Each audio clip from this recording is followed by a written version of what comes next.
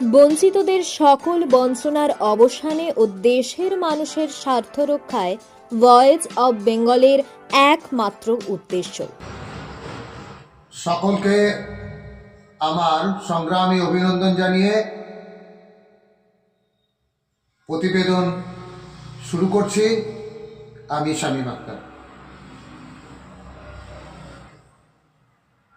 আমরা দীর্ঘদিন ধরে সমগ্র শিক্ষায় শিক্ষক কর্মচারী সকলে একটা অভাবনীয়ভাবে আমরা দুর্দশাগ্রস্ত।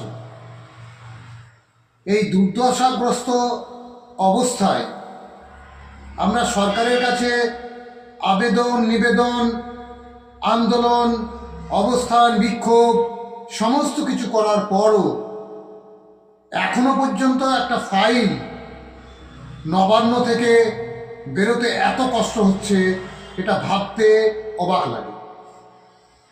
কারণ একটা গণতান্ত্রিক রাষ্ট্রে, গণতান্ত্রিক ব্যবস্থাপনায় মানুষ তার অধিকার চাইবে, কষ্টের কথা বলবে, অথচ রাষ্ট্র সেই কষ্ট লাঘব করবে না।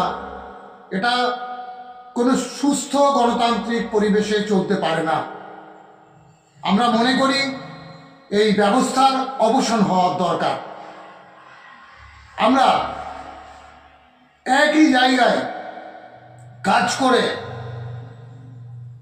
একই রকমভাবে সমস্ত কিছু করার পরেও আমরা সেই জায়গা থেকে সরে এসে আমরা বলছি যে আমাদের যে সমগ্র শিক্ষা মিশনে শিক্ষক কর্মচারীদের যতটুকু বেতন দেওয়ার কথা বলেছে আমরা ততটুকু বেতন চাইছি, অর্থাৎ ন্যূনতম বেঁচে থাকার অধিকার চাইছি। তাহলে কি একটি গণতান্ত্রিক রাষ্ট্র ব্যবস্থায় ন্যূনতম বেঁচে থাকার অধিকার চাওয়াটা অন্যায়? আর সেই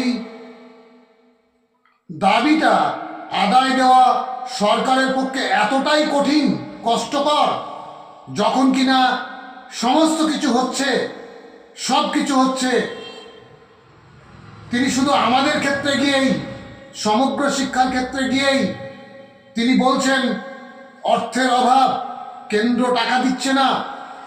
কেন্দ্র তো টাকা দিতে পারে, কেন্দ্র টাকা দেবে না কেন?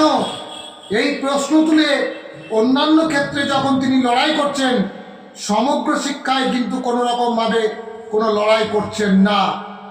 কেন রাজ্য এবং কেন্দ্রের এই দ্বৈরথ?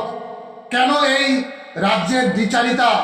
এ প্রশ্নের জবাব আমরা চাইছি বাংলার মানুষের কাছে। বাংলার মানুষ আমাদের এই দুর্দশার অবস্থা কি জানেন না? তারা প্রতিনিয়ত আমাদের বুক ভরা কান্নাটা শুনতে পাচ্ছেন, অথচ তারা কিন্তু আমাদের কান্নাটা শুনতে চাইছেন না, নাকি তাড়িয়ে তাড়িয়ে উপভোগ করছেন কিভাবে একটা জাতিকে শেষ করে দেওয়া যায়, কিভাবে একটা প্রজন্মকে শেষ করে দেওয়া যায়, তার সঙ্গে সঙ্গে তাদের যে উত্তরাধিকার তাদেরকেও শেষ করে দেওয়া যায়। সেই জন্যই কি তারা এটা চাইছেন?